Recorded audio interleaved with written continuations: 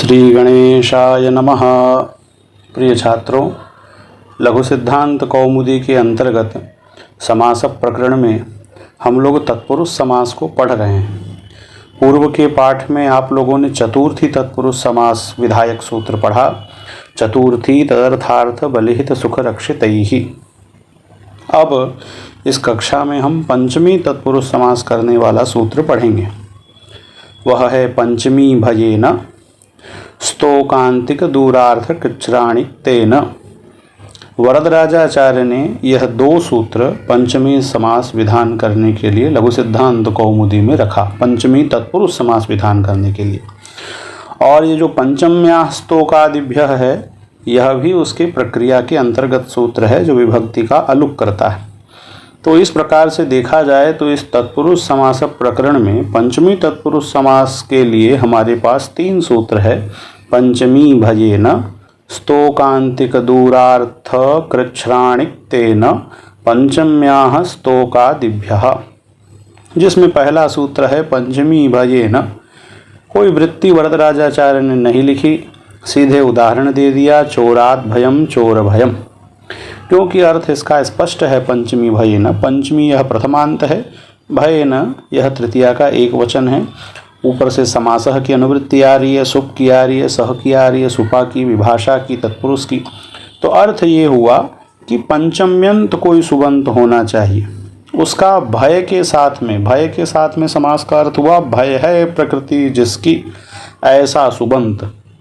क्योंकि सुबंत का सुबंत के साथ ही समास होता है, भय भी सुबंत होना चाहिए। तो इसका उदाहरण देखिए, चोरात् भयम चोर भयम। चोर से किसी को भय, चोर से किसी को डर है। यहाँ अलौकिक विग्रह होगा चोर ngसि भय सु, और इसी अलौकिक विग्रह की दशा में यहाँ पर समास विधायक सूत्र लगता है। यह सारी प्रक्रिया आप लोग पूर्व के पाठ में पढ़ चुके हैं। इस प्रयोग में मैं फिर से बता देता हूँ।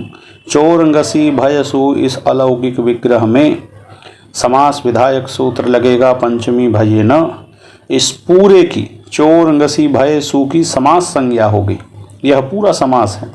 समास संज्ञा का फल क्या हुआ? कृतद्धित समासाश्च से पूरे की प्रातिपदिक संज्ञा हो गई। प्रातिपदिक संज्ञा का फल हुआ सुपो धातु प्रातिपदिकयोः से इसके ngसि और सु का लोप हो गया, विभक्ति का लोप हो गया, तो बच गया चोर भय। और पूर्व प्रयोग किसका करें? तो पंचमी भयेन, इस सूत्र में प्रथमांत है पंचमी, उस प्रथमांत से निर्दिष्ट था चोर ngसि, तो उसी चोर ngसि का ही पूर्व में प्रयोग होगा, क्योंकि उपसर्जन संज्ञा जिसकी हो उसी का पूर्व में प्रयोग होता है। उपसर्जनम पूर्वम सूत्र से, और उपसर्जन संज्ञा करने वाला सूत्र हमने पढ़ा प्रथमा निर्दिष्टम समास उपसर्जनम। यह प्रक्रिया आप लोगों ने पढ़ी है। तो जब चोर धन भय हो गया, समास हो गया, नपुंसकलिंग में अतोम से सु को अम करके भक्ति लाने के बाद चोर भयम यह प्रयोग सिद्ध हो गया। तो यह हुआ पंचमी भयेन सूत्र। अब एक सूत्र है स्तोकांतिक दूरार्थ कृच्छ्राणिक तेन। इस सूत्र में दो पद हैं। स्तोकांतिक दूरार्थ कृच्छ्राणि, ये प्रथमा का बहुवचन है। तेन, यह तृतीया का एक वचन है। स्तोक अंतिक दूरार्थ, इसमें जो अर्थ शब्द है इसका प्रत्येक के साथ योग है। स्तोक के साथ भी, अंतिक के साथ भी और दूर के साथ भी। तो इसमें समास हुआ स्तोकश्च अंतिकंच दूरंच इति स्तोकांतिक दूराणि, इतरेतर द्वंद्व समास हुआ। और स्तोकांतिक दूराणि अर्थाः येषान्ते स्तोकांतिक दूरार्थाः। तो अर्थ हुआ स्तोकार्थ, अंतिकार्थ। स्तोक का जो भी अर्थ हो, स्तोक का अर्थ होता है स्वल्प, तो स्वल्प अर्थ वाला स्तोकार्थक माने स्वल्पार्थक। अंतिकार्थक, अंतिक का मतलब होता है समीप, समीपार्थक और दूरार्थक। और एक है कृच्छ्र यह शब्द। अगर ये पंचम्यंत हो, ये सारे सुबंत, स्तोकार्थक कोई सुबंत हो, अंतिकार्थक कोई सुबंत हो, दूरार्थक कोई सुबंत हो, या कृच्छ्र यह सुबंत हो। स्तोकार्थक का अर्थ स्वल्पार्थक, अंतिकार्थक का अर्थ हुआ समीपार्थक, समीप अर्थ वाला। ऐसा कोई सुबंत तो 4 अर्थ 3 अर्थ गिनाया, एक साक्षात शब्द गिना दिए। स्तोकार्थक वाले शब्द हों, अंतिकार्थक वाले शब्द हों, दूरार्थक वाले शब्द हों या कृच्छ्र यह शब्द हो, यदि ये पंचम्यंत हैं, सुबंत हैं, तो अक्तो प्रत्यय, अक्तो प्राकृतिक सुबंत के साथ में अक्तो प्रत्यय जिससे हुआ हो ऐसे सुबंत के साथ में विकल्प से समास हो जाता है। यह सूत्र का अर्थ हुआ। अब जब इनके साथ समास होता है तो एक प्रक्रिया में एक सूत्र और है कि इसमें पंचम्यंत के साथ समास होगा तो जो पंचमी विभक्ति है उसका लुक नहीं होता। उसके लिए सूत्र है पंचम्याः स्तोकादिभ्यः। पंचमी से परे वृत्ति में लिखा अलुग उत्तर पदे। उत्तर पदे अर्थात समास में जो सबसे अंतिम पद होता है वह उत्तर पद होता है, बाद वाला। तो उत्तर पद यदि परे है और स्तोकादियों का समास हो रहा है तो उससे परे, स्तोकादियों से परे जो पंचमी है उसका लुक नहीं होता, जबकि होना चाहिए था। उदाहरण में देखिए, स्तोकान मुक्तः, यह है स्तोकाद मुक्तः, थोड़े से छूटा हुआ कोई है, स्तोक माने थोड़ा, स्तोकाद मुक्तः ये लौकिक विग्रह है। अलौकिक विग्रह हुआ स्तोक ngसि मुक्त सु। इस अवस्था में, अलौकिक विग्रह वाली अवस्था में यहाँ समास संज्ञा हो गई, किससे? स्तोकांतिक दूरार्थ कृच्छ्राणिक तेन से। समास संज्ञा होने से कृत तद्धित समासाश्च से संपूर्ण की हो गई प्रातिपदिक संज्ञा, और प्रातिपदिक संज्ञा होने से यहाँ पर सुपो धातु प्रातिपदिकयोः से स्तोक से परे जो ngसि है और मुक्त से परे जो सु है, इन दोनों का लोप प्राप्त हुआ। लेकिन मुक्त से परे सु का तो लोप हो गया, स्तोक से परे ngसि का लोप नहीं हुआ। क्यों नहीं हुआ? तो पंचम्याः स्तोकादिभ्यः यह सूत्र कहता है जो स्तोकादियों का समास है, अभी अभी जो आप लोगों ने सूत्र पढ़ा। यद्यपि यह जो स्तोकांतिक दूरार्थ कृच्छ्राणिक तेन है ये दूसरे अध्याय का सूत्र है, और यह जो पंचम्याः स्तोकादिभ्यः है यह छठे अध्याय का सूत्र है, परंतु छठे अध्याय में ही समास का ही प्रकरण चल रहा है। और पंचमी में जो स्तोक आदि लिया जाएगा वो इसी सूत्र वाला स्तोक आदि लिया जाएगा। तो जो स्तोकार्थक, अंतिकार्थक, दूरार्थक और कृच्छ्र शब्द के द्वारा जो समास होता है उसी की यहाँ पर चर्चा है।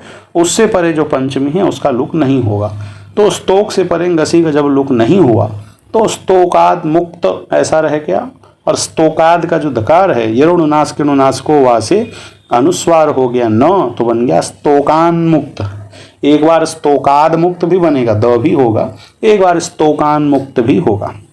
जब स्तोकान मुक्त बन गया तब स्वादि कार्य इसमें हुए, क्योंकि संपूर्ण प्रातिपदिक है, सु लेके आए और फिर से स्तोकान मुक्तः यह प्रयोग सिद्ध हो जाता है। कोई शंका इसमें कर सकता है, यदि ये समास विधायक सूत्र नहीं होता तो अलग अलग हम वाक्य का प्रयोग करते, स्तोकाद मुक्तः, वहाँ पर भी स्तोकान मुक्तः होता क्योंकि संधि तो होती।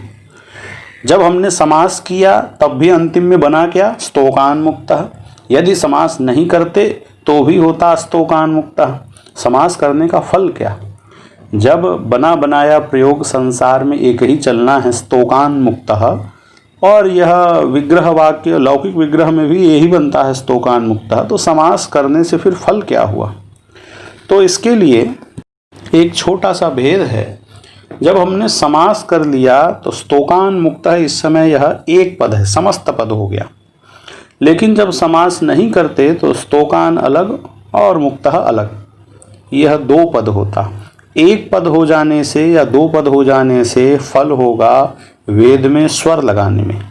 एक पद बन जाने से इनमें एक ही स्वर लगता है, पृथक पृथक नहीं लगता। इसके अतिरिक्त एक पद के कारण समस्त शब्द से ही तद्धित प्रत्ययों की उत्पत्ति भी होगी। जैसे स्तोकान मुक्तस्य अपत्यम स्तौकान मुक्ति ही, यहाँ पर तस्यापत्यम के अर्थ में अत ई के द्वारा स्तोकान मुक्त से ई तद्धित प्रत्यय हुआ, और तद्धिते स्वचामादेश से आदि अच ओकार को औकार वृद्धि भसंज्ञा आकार का लोप करने पर स्तौकान मुक्ति ही बना, थोड़े से मुक्त हुए की संतान, ऐसा प्रयोग सिद्ध होगा। इसलिए यहाँ समास करने का फल है। अब सूत्र में था स्तोकार्थक, उसका उदाहरण दे दिया स्तोकान मुक्तः। अब सूत्र में है अंतिकार्थक, अंतिक माने होता है समीप, तो उसका उदाहरण देखिए। अंतिकादागतः समीप से आया हुआ। तो अंतिकाद, यहाँ पर भी अंतिक गसी में गसी का लोप नहीं हुआ और जैसे पूर्व प्रक्रिया थी वही होके अंतिकाद आगतः हुआ। अभ्यासाद आगतः, ये जो अभ्यास शब्द है यह भी समीपार्थक है। स्तोक का अर्थ केवल स्तोक से नहीं है, स्तोक अर्थ वाले पर्यायवाची शब्दों में भी यह सूत्र लगेगा।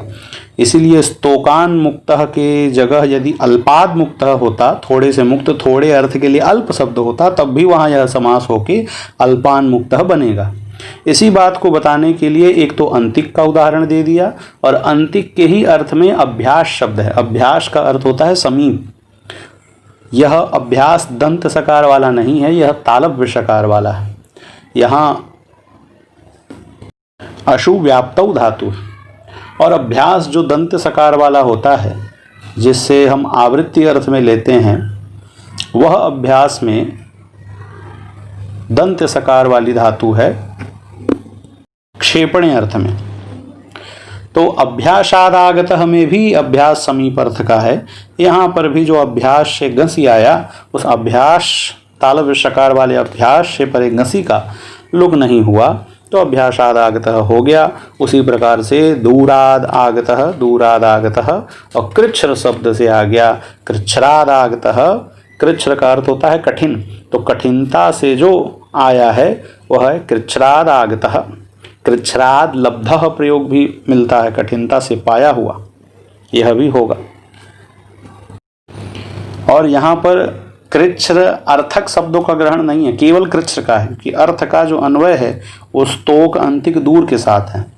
कृच्छ्र अर्थ वाला यदि कोई दूसरा शब्द आ जाए कठिनता के लिए, जैसे आ गया कष्टाद आगतः, तो यहाँ पर समास नहीं होगा।